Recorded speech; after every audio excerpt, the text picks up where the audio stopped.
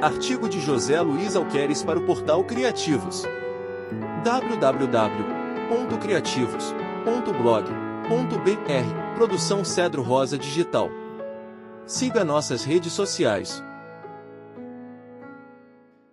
A República Romana durou cerca de 5 séculos, sendo, portanto, no gênero a mais duradoura dessas formas de governo, com exceção de Veneza, que durou o dobro, mas, por suas pequenas dimensões e característica insular, não pode ser considerada um exemplo replicável em outras partes do mundo. Quando os fundadores da República Americana elegeram esta mesma forma de governo, admitiam em conversas entre si que dificilmente uma república sobreviveria por mais de 150 anos. Estavam enganados. A República Americana já existe há 237 anos, embora esteja passando por mais uma disputada campanha presidencial, continua dando mostras de grande vitalidade.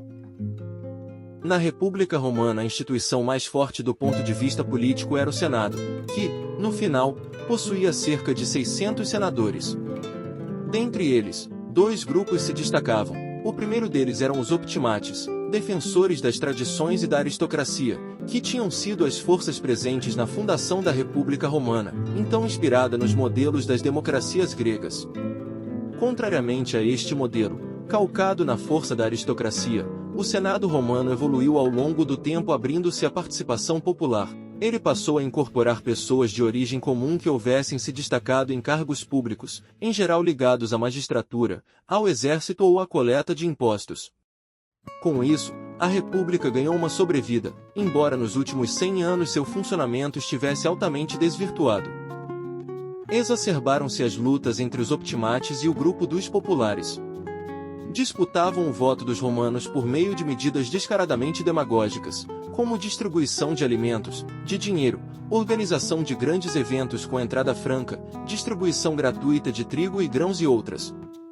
Entre estes 2 grupos muito ativos havia uma maioria de senadores de origem diversificada que funcionavam, mutatis mutandi, como o nosso conhecido centrão. Neste panorama, os romanos não consideravam o voto dos senadores como algo intrinsecamente ligado à isenção de vantagens ou interesses pessoais. Disse que Júlio César, comentando o funcionamento do Senado romano, afirmou que a honra do Senado não se compra, mas os votos dos senadores sim.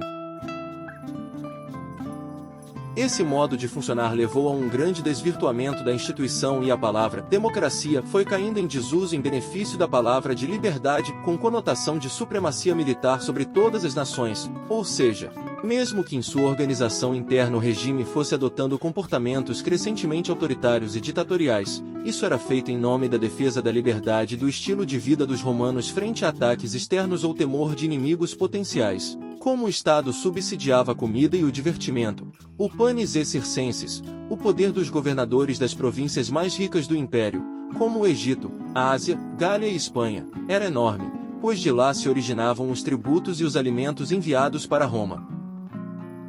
O segmento popular, fora esse sustento básico, era cooptado, em geral, através da distribuição de terras nessas províncias, uma vez que as da Itália, distribuídas nos 3 primeiros séculos da República, haviam se concentrado na mão de aristocratas detentores de latifúndios, já que a comida era distribuída de graça vinda do Egito, Sicília ou Mar Negro, e a mão de obra era ocupada pelo exército em permanente convocação.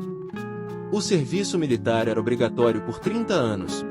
Dentre os fatores que minaram a vitalidade da República, podemos listar a exacerbação da luta pelo poder, a vulnerabilidade do Senado e do povo à corrupção, a troca de participação cidadã pela dependência de benesses do poder. Vemos, então, que há muita coisa em comum para se aprender quando se estuda história.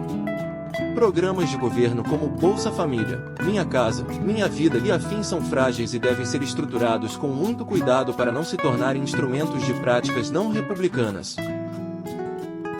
O estudo da história, porém, não deve ser matéria apenas para salas de aula ou conversas diletantes e sim embasar a sociedade atual no Brasil, nos Estados Unidos e no mundo inteiro, para que não se caia de novo na armadilha dos regimes desumanos e autoritários, caracterizados por utilizar uma retórica falaciosa para privar o povo das suas conquistas democráticas.